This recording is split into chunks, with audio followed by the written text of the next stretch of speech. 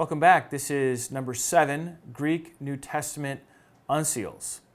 Last time we began our focus on the New Testament, and we looked at the earliest Greek manuscripts, the papyri. And I told you stories of discovery by Chester Beatty, Moten Bodmer, Grenfell and Hunt at Alexandrinus, and really the exciting work that was done primarily in the 20th century.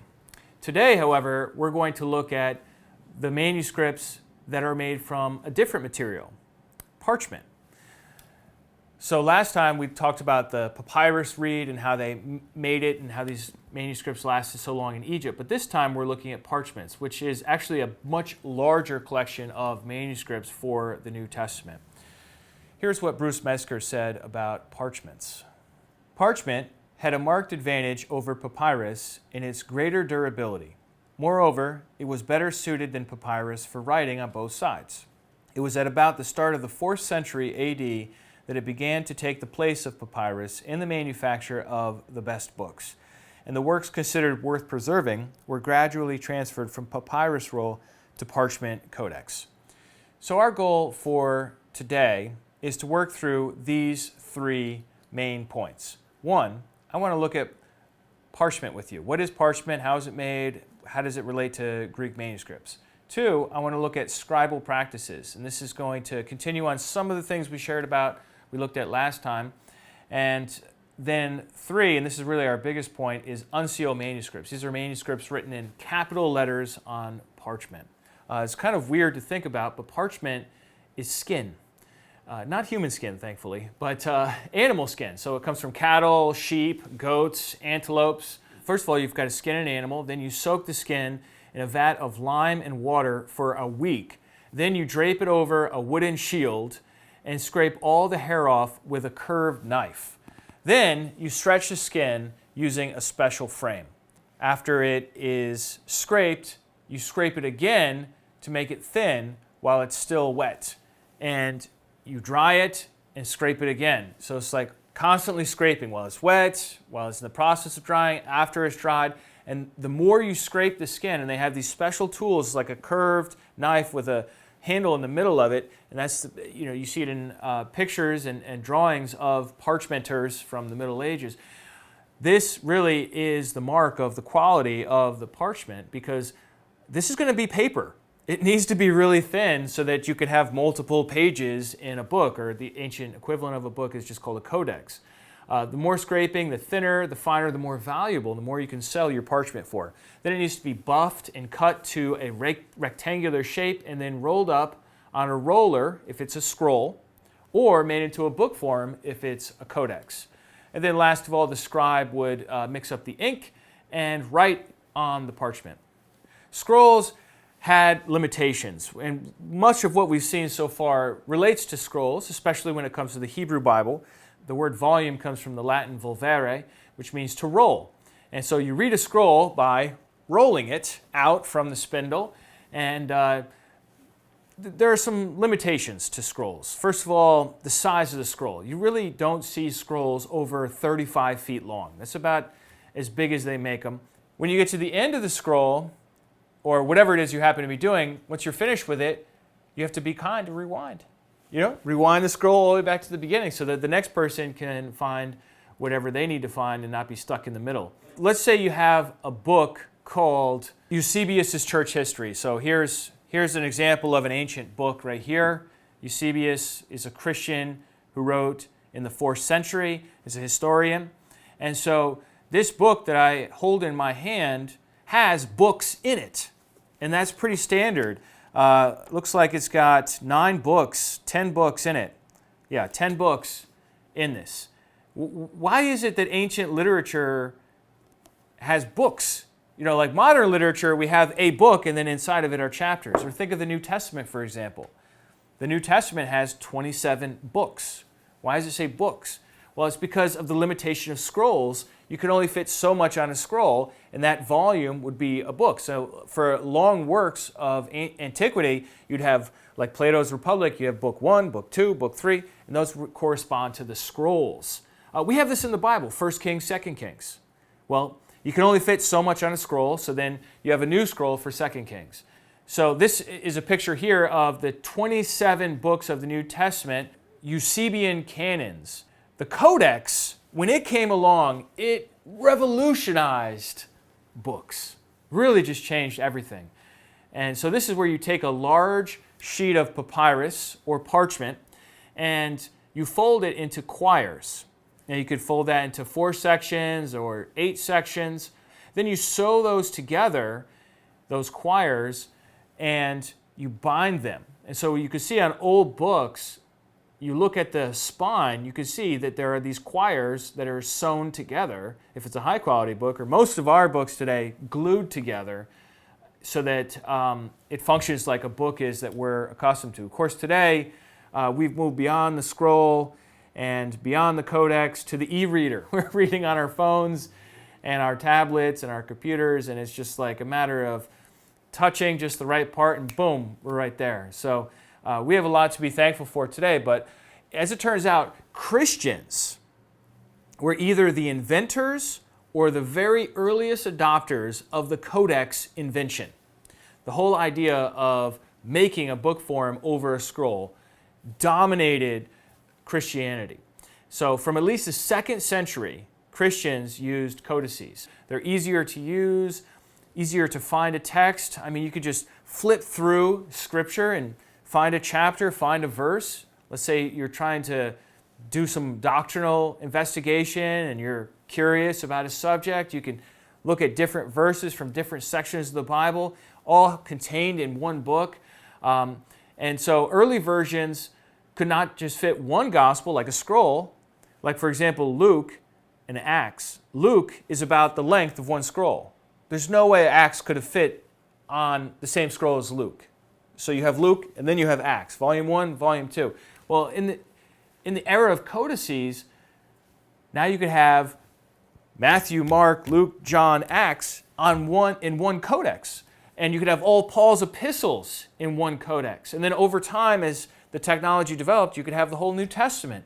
And then until where we are today, where you can have, in fact, the entire Bible bound together in one book. It's just, I know this is like, books today are almost like looked down upon as primitive because we have electronic ways to do it. But this was a big deal, and this really changed the world. So when it comes to scribes, when they would write on these codices, they wanted to save space. And so they used what we call scriptio continua, which means continuous writing. So there's no word separators. This is an example of a codex. This is Codex Washingtonianus. And we can see by looking at this codex that there are some spaces here and there, but the spaces are not between the words. The spaces are at the end of sentences. This is actually John chapter 9 and John chapter 10. Second point I want to make, and this is just, again, a normal practice of Christian scribes called the nomina sacra. Translation, sacred names. This term is a little misleading because scribes didn't just do this for sacred names. They did it for a whole bunch of other words as well. Here are a number of Greek words and their English equivalents. So you have the word theos for God, and Kyrios for Lord, and Jesus for Jesus, and so on. Those we would expect to be sacred names, right? But then when we get further down the list, we see that not just Son and Spirit, but the name David is considered a sacred name. And the word cross, stavros, cross, is a sacred name. And the word for mother is a sacred name. And Israel is a sacred name. And just like the word human being, anthropos, is a sacred name. And so it is with Jerusalem and Savior and heaven. So we have all these different sacred names, quote unquote. They're words that the scribes abbreviated. So how they would abbreviate it is they would take either just the first letter and the last letter, and they put them in the codex, and they put a bar on top to tell us, hey, this is an abbreviation. In Greek, there's never a time to put a bar on top of an entire word. It's just not a move you do. So it's very attention-grabbing when you see it. You're reading through, and all of a sudden, you see, instead of Jesus, it just says like JS, using an English equivalent here, and then a bar on the top. Well, JS is not a word. Everybody knows that. And seeing the bar really calls your attention to it. And this was a way, once again, to save space because, look, These things we're talking about the skins of animals. We're talking about processed leather. We're talking about incredibly expensive materials where you want to save as much space as possible. So you have a lot of these abbreviations going on. I just did want to also point out that the way I say my Greek might be different than you if you've learned your Greek in a college. The way I say my Greek is the way Greek people say Greek, as opposed to the way that it's taught in many colleges, at least in America and Germany certainly, which is very influenced by a Christian by the name of Erasmus, who determined a certain way of saying Greek. But I say it the way Greek people say it, so if that sounds weird to you, please forgive me for that. It's just the way I learned it. I'm not trying to be difficult here. So let's take a look at an example of nomina sacra from the page that I was just showing you before, the page of Washingtonianus. What do we see here? Well, I've highlighted some examples. We can see right on the top, it says ANOC, English equivalents of these Greek letters here, right? But this is the first the first two letters of anthropos, and then the last two letters of anthropos. Anthropos is the word for human or man. We have an O with a line through it and a C, and that is the word theos, just the first letter and the last letter, and that we translate as God. And we have Jesus' name, often abbreviated IC. And then another example, and this is all on the same page we're looking at, is Kyrie, which is the vocative form of Kyrios, the word for Lord. If you're saying to somebody, Lord, help me, or Lord, have mercy upon me, which is a very famous way to say that, Kyrie, you would say Kyrie. So these are just some examples of nomina sacra. And this is, again, if you're going to ever do any business with manuscripts and stuff, you really have to be aware of it because this is totally standard. However, in our Greek text that we have today that scholars reconstruct, we're going to talk about that later, they never use nomina sacra. They always spell everything out. So when you first see it in a manuscript, it really does grab your attention.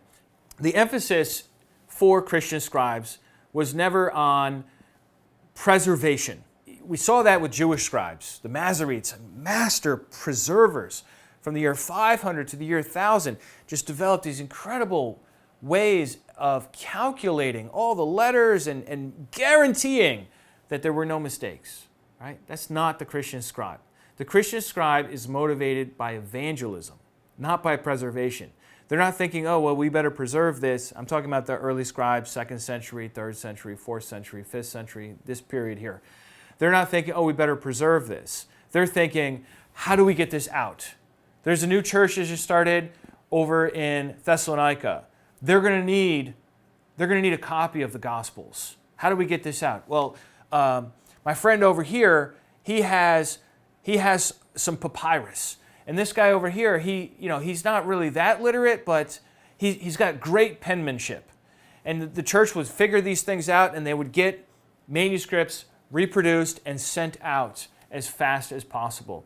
And so we look at this really in Mark chapter 1, verse 1, the beginning of the gospel of Jesus Christ, the Son of God. That's the very first line of the Gospel of Mark. A gospel is an evangelistic proclamation.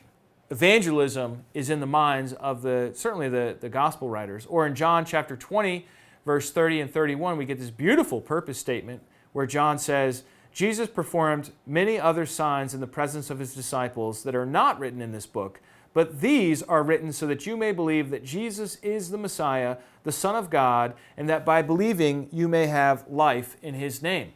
We don't have to guess what John was doing. He tells us very clearly, I wrote this to convince you to believe in Jesus. That's your motivation. That's their motivation for writing it, and then when the scribes come along, that's their motivation, at least early on, for getting copies done and early translations. We're going to look at that next time. Now, sometimes copies would be made in a scriptorium. A scriptorium is just a room for copying scriptures.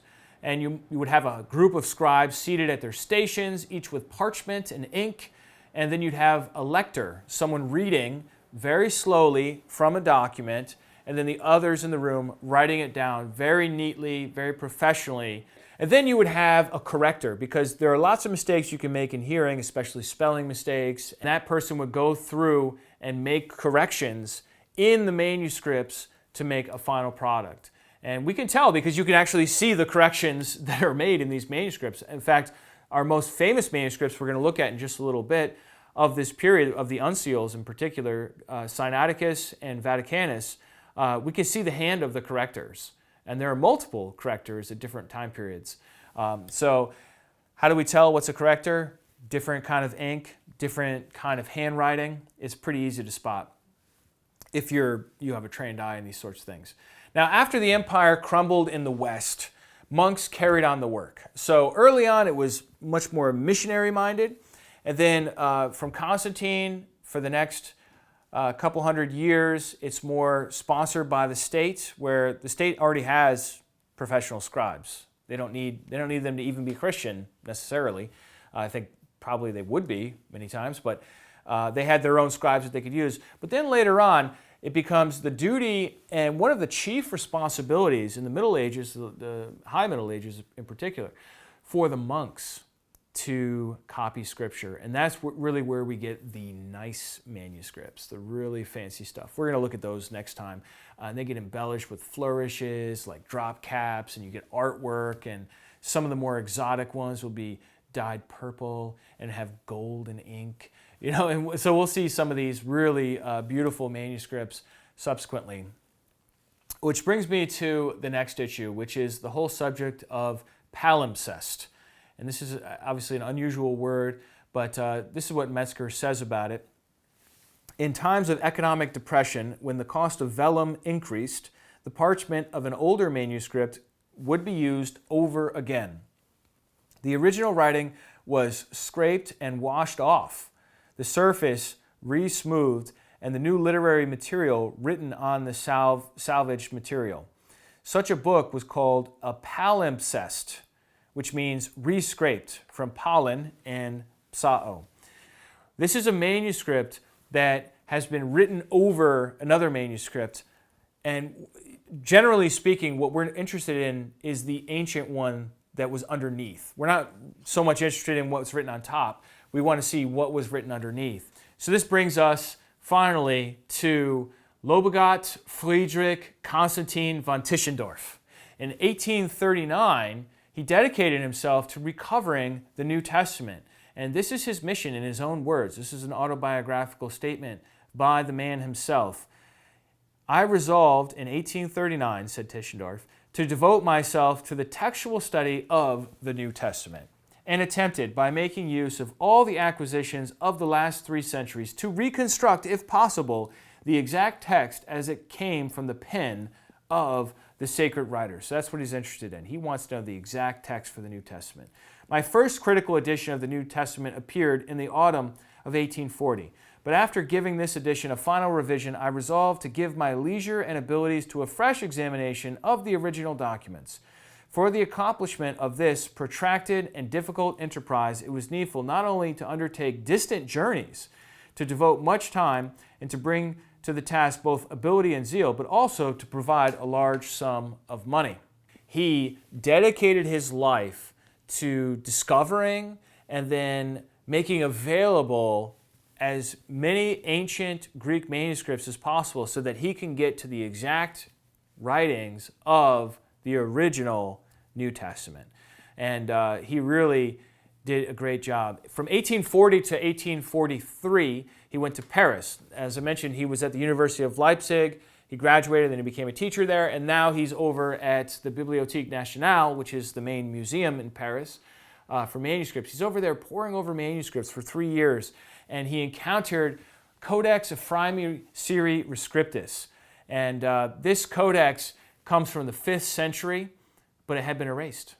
It had been washed and written over in the 12th century with 38 sermons by Ephraim the Syrian. So this is really a challenge for Tischendorf.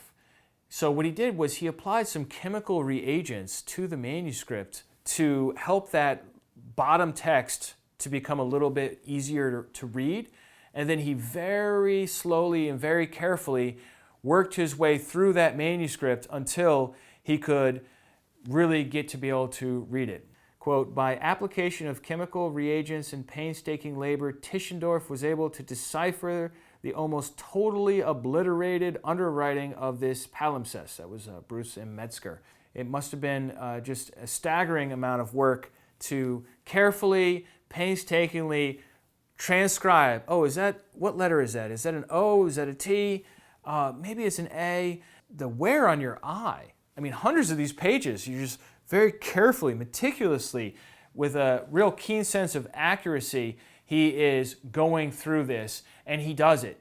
He does it. He transcribes the majority of this Ephraemi Rescriptus, which is what is known to us today, and he's able to recover about 60% of the New Testament original, and he found that every book of the New Testament was represented in this manuscript, 5th century manuscript, which is very, very old, except for 2 Thessalonians and 2 John. So just did a great job with that. And when he published his results, the scholarly world was very impressed. And it helped to, in a sense, make him famous for having done this and get funding, because all scholars need funding or else they can't do their research. And so he gets funding, and that helps him to finance later expeditions. So as I mentioned, from 1840 to 43, he's in the library at Paris. He's working on Ephraemi Rescriptus, and he's deciphering it. He's also doing other work for other people that need stuff done. And then in 1843, he leaves Paris, and he goes on a tour of other libraries and other museums, especially in Italy. So he goes to Florence and Venice and Modena and Milan and Verona and Turin. And then in 1844, he says, you know what, I'm going to Egypt.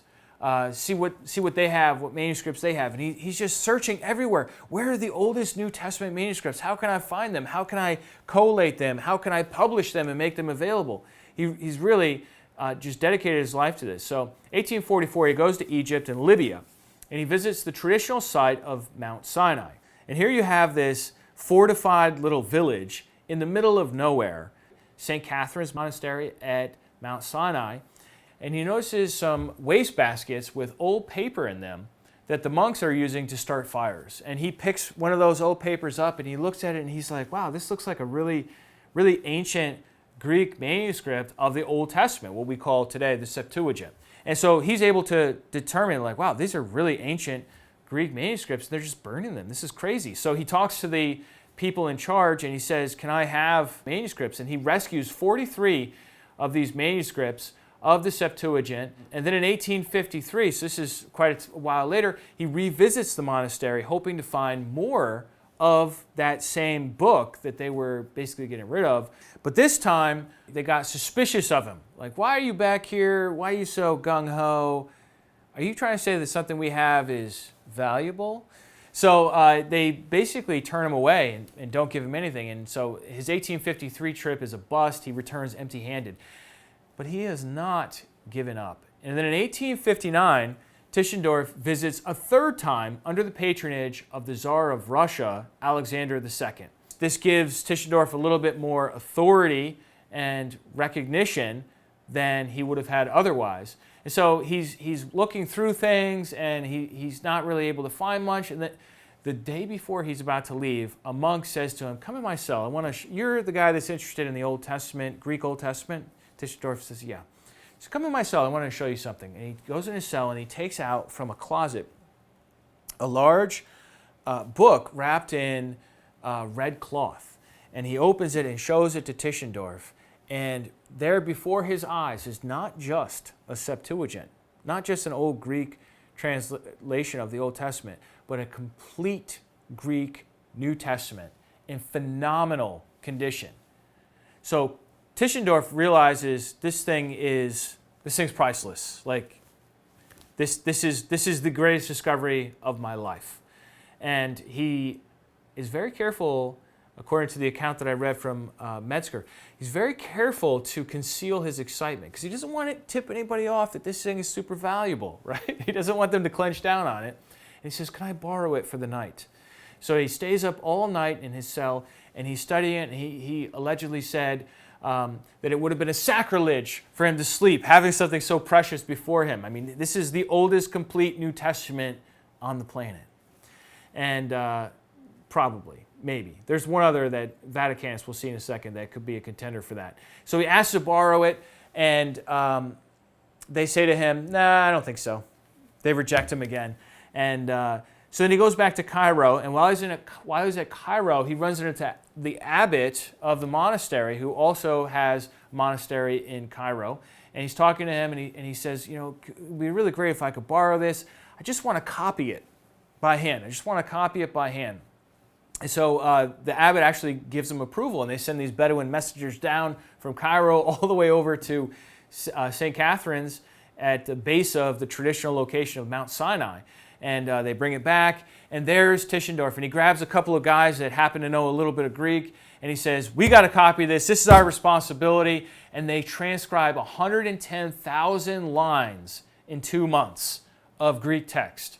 And then Tischendorf hatches this plan, and he says, we got to get this out of the country. We got to get it to be available to scholars. So he suggests to the abbot, he says, you should give this codex, this ancient Bible, you should give this as a gift to the Tsar of Russia. We're coming up to the 1000th anniversary, and this would really be a good gift. And the way gifts work in their culture is there's reciprocity. So if you give the Tsar something really great, the protector of your organization, your denomination, then he's going to give you something really great. And this is, in fact, how Constantine Tischendorf convinced the abbot to proceed, and the abbot agreed to give it. Now, there are some scholars that dispute this and painted it in a different light, but I'm just giving you the basic version of this.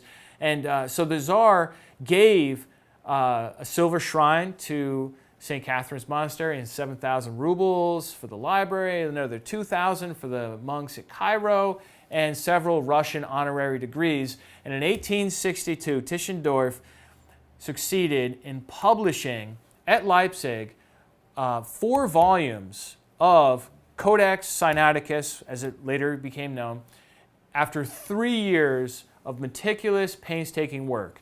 And, in the 1800s, you're not talking about a desktop computer. You're not talking about any computers, right? So how does publishing work? Well, you have to create what we would call a font, and you have to set the type, and there are these different scribes who wrote this manuscript. So Tischendorf is so meticulous, he wants a different font for each of those different scribes. Even though they're very similar, he wants to show the difference. He wants it to be as exact a book as possible. And so that's what he does. He produces this 4-volume book, real masterpiece. Here is the 1862 edition, and this is a little bit about Tischendorf's motivation, why I like this guy so much, is evidence from this quote here. And this is, once again, Tischendorf in his own words. But that which I think more highly of than all these flattering distinctions, more than all that, is the fact that Providence has given to our age, in which attacks on Christianity are so common, the Sinaitic Bible, to be to us a full and clear light as to what the real text of God's Word written, and to assist us in defending the truth by establishing its authentic form. That's what Tischendorf was doing. He was traipsing around the world, and he finally found, you imagine, you just dedicate your whole life to this, and then you find the best manuscript that's out there to be found, at least that we know of, at that time as far as the completeness of the New Testament. A little after story on this. So after Russia became the USSR, the British Museum was very clever, and they offered to buy Codex Sinaiticus from the Russians, since the USSR didn't really care much about religious texts, but they really did need money. So the British Museum ended up buying it for about 100,000 pounds, which is roughly equivalent to $9 million in our day. And they brought it to the British Museum just before Christmas 1933. So Sinaiticus remained there in Petersburg, and then eventually, now today, it's at the British Museum. Here's a nice picture of Codex Sinaiticus. This is Mark chapter 1. This is what Tischendorf found. This is what he saw. You can see it's 4 columns per page. It's all capital Greek letters. It's the only known complete Greek New Testament in majuscule script. Majuscule is capital letters. It dates to about the year 350, and it's indicated in scholarly literature by the Hebrew letter Aleph, because they already had started labeling manuscripts A, B, C, D, and they just went along in the alphabet. And then Tischendorf found this, and he said, oh man, this is even better than A. So he's like, well, I'll just use another alphabet. And he took the Hebrew equivalent of the letter A as an Aleph. It almost looks like an X. And that's the abbreviation for Sinaiticus today. Here is Philip Comfort's assessment of Codex Sinaiticus. Codex Sinaiticus provides a fairly reliable witness to the New Testament. However, the scribe was not as careful as the scribe of B. I'm going to show you B in a minute. He was more prone to error and to creative emendation. The scribe of Aleph, there's the letter Aleph, displayed his creativity not only in Revelation but also in John, especially in the first 8 chapters. So Philip Comfort is somebody from the 21st century looking back on Tischendorf's discovery, which Tischendorf was convinced was like the best and most accurate New Testament ever made. Well, over time we came to see that there were other manuscripts that had more accuracy in certain areas than Sinaiticus. So I don't want to give you the impression that Sinaiticus is just the one true Bible. It's more complicated than that, and we're going to look at how this all works in a little bit here. Here's a list of the important uncials in this table here. So you have Codex Sinaiticus, and uncials are, once again, capital letter only Greek manuscripts written on parchment. They have a letter, but then they have a number that starts with 0. So this is not 1, this is 01. This is 02, Codex Alexandrinus, 03, Codex Vaticanus, 04, Codex Ephraemi Rescriptus, and 05, Codex Bezae. So these are our 5 main Greek uncial manuscripts of the New Testament. I've already talked to you about Codex Sinaiticus and Codex Ephraemi Rescriptus. These are both ones that Tischendorf worked on. Let's take a look at Vaticanus ever so quickly as we wrap things up here. So here is Codex Vaticanus, another very cool looking manuscript here. It's stored at the Vatican. It was written around the year AD 350, maybe slightly earlier than Sinaiticus, but it's not a complete Bible. It's missing some parts. It contains most of the Old Testament, most of the New Testament, and the Apocrypha, except for 1st and 2nd Maccabees. Let's take a look at Codex Alexandrinus. Here is Codex Alexandrinus from the 5th century. It's got the Old Testament and the New Testament, except for some parts in Matthew, John, and 2 Corinthians. And we can see once again, this is the page from 1 Corinthians, just the incredible beauty of this text. In 1627, the Patriarch of Constantinople gave this manuscript to the King of England. So now it's at the British Museum, right next to Codex Sinaiticus. Next we have Codex Bezae. In 1581, Theodore Bezae donated it to Cambridge University. He was a French scholar who had succeeded John Calvin as the leader in Geneva, Switzerland. And this manuscript became available in 1864, and it dates to the 5th century. It has most of the Gospels and Acts in it, and a small fragment of 3rd John. Bruce Metzger says about it, "No known manuscript has so many and such remarkable variations from what is usually taken to be the normal New Testament text." That's not a compliment, ladies and gentlemen. Codex Bezae's special characteristic is the free addition and occasional omission of words, sentences, and even incidents. Let's summarize a little bit. We've looked at Codex Sinaiticus, we've looked at Alexandrinus, Vaticanus, Ephraemi Rescriptus, and Bezae, and really the top one out of this grouping here is going to be Codex Vaticanus and Sinaiticus, followed very closely by Alexandrinus and Ephraemi Rescriptus, with D being in the last position as far as what we know is of accuracy. The terminology here in this class is a little strange, especially in this session here, a lot of unusual words, but this is the Bible. This is where we get the Bible from. And next time we're going to take a look at the rest of the manuscripts from which we get our New Testaments in our effort, our continuing effort to understand how we got the Bible.